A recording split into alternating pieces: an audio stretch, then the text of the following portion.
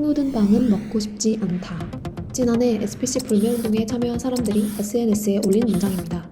지난해 10월 SPC 계열사인 한 제빵 공장에서 일하던 노동자가 기계에 끼어 사망했고 동료들은 그 현장에 아무렇지 않게 출근해야 했습니다. 동료의 피가 묻은 기계 옆에서 일하는 사람들이 있다면 동료의 피가 묻은 길을 걷는 사람들이 있습니다. 이들은 누구일까요? 빠르게 정보와 문제의식을 배달하는 가보자고 킥버전 출발하겠습니다.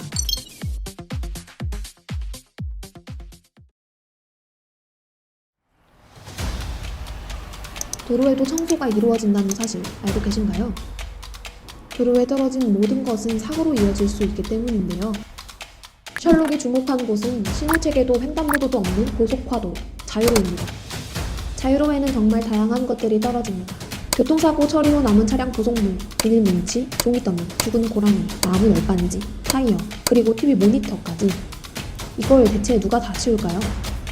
여기 그 도로 납폐물을 수거하는 팀이 있어요. 구청에서 매니저가지고. 고양시는 이 자유로 청소를 외주에 맡겨왔습니다. 공공재인 도로를 지자체가 직접 관리하는 게 아니라 민간업체에게 맡긴 것입니다. 바로 민간업체에 고용된 청소 노동자들이 도로에 직접 들어가 낙하물을 처리합니다.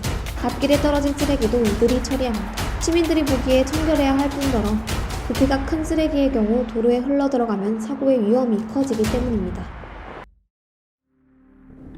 2015년 10월 제1자유로에는 2건의 사망사고가 발생했습니다. 10월 9일 청소를 위해 이산포 IC 부근 갓길을 걷던 김동현 씨는 졸음운전 차량에 치여 사망했습니다. 그로부터 12일 뒤 김규정 씨가 행주대교 구간을 청소하다 차선 변경을 하려던 차와 충돌해 숨졌습니다. 이 두 사망사고에는 공통점이 있는데요. 제한속도 시속 50에서 90km, 감시 카메라가 없는 곳에선 차량이 100km 이상으로 달리는 자유로에서 안전장치 하나 없이 사고에 무방비로 노출돼 있었다는 점입니다. 사람들 그 마주온 차들이 잘 사람을 봐야 되는데 그냥 마주오다 딱 봤고 그냥 널브러진 거예요.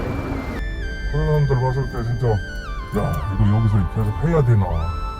그냥 배운 게 이거니 뭐 어디가 받아주나 안 받아주고 그냥 우리도 조심만 해가지고 하는 거예요. 그래서 오늘 또 사고 지나면 오늘 또 사고가 없이 무사히 들어왔구나 이런 마음. 자유로 청소 노동자들은 2015년의 사고가 반복되지 않으리란 보장이 없다고 입을 모읍니다.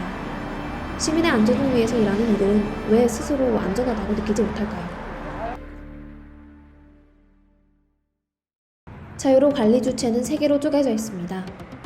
파주시, 고양시, 그리고 국토부 산하기관인 서울지방국토관리청입니다. 이 세 기관 중에서도 고양시가 관리하는 자유로에만 안전 문제가 두드러졌습니다. 첫 번째, 보호 차량 문제입니다. 보통 노동자들이 청소할 때는 이들을 뒤따르는 작업 차량이 있습니다. 노동자들을 도로까지 태워주고 청소 집기도 싣고 또 도로에 떨어진 낙하물을 수거하는 용도입니다.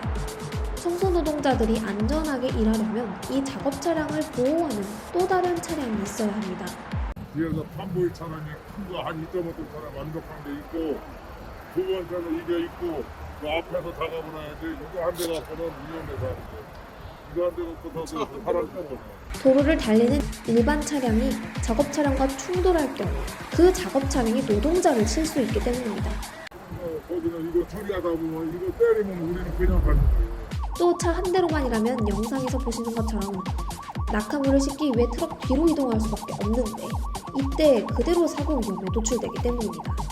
문제는 고양시에 이 보호 차량이 없다는 점입니다.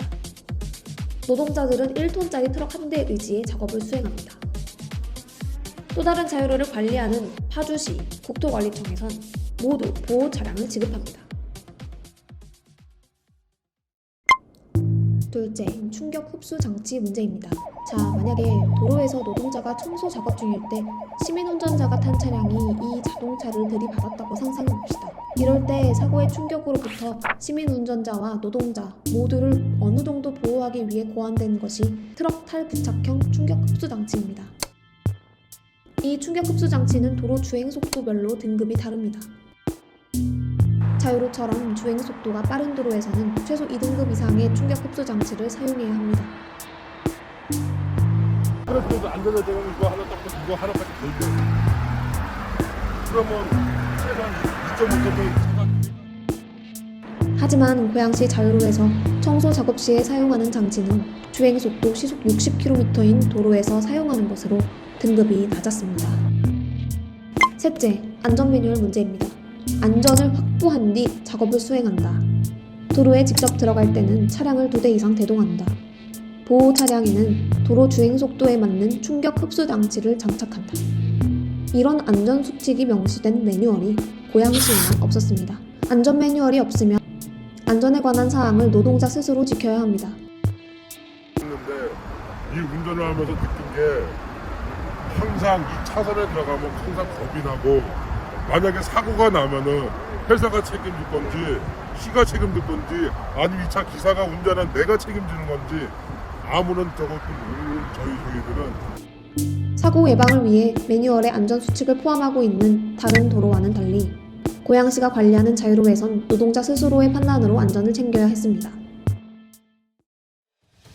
이에 셜록은 자유로 청소 노동자들과 함께 지난 2월 16일 고양시청 앞에서 자유로 안전 문제 해결 촉구를 위한 공동 기자회견을 열었습니다. 안전하게 일할 권리를 확보하라! 확보하라! 확보하라! 확보하라! 하나! 노동자도 고양시 시민이다! 시민이다! 시민이다! 시민이다! 하나! 셜록은 앞으로도 자유로 청소 노동자들의 안전 문제가 개선될 때까지 보도를 이어갈 예정입니다.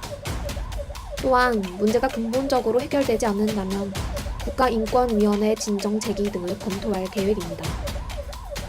자유로 위에서 더 이상 일하다 죽는 사람이 생기지 않도록 왓슨 및 시민 여러분들의 관심을 부탁드립니다.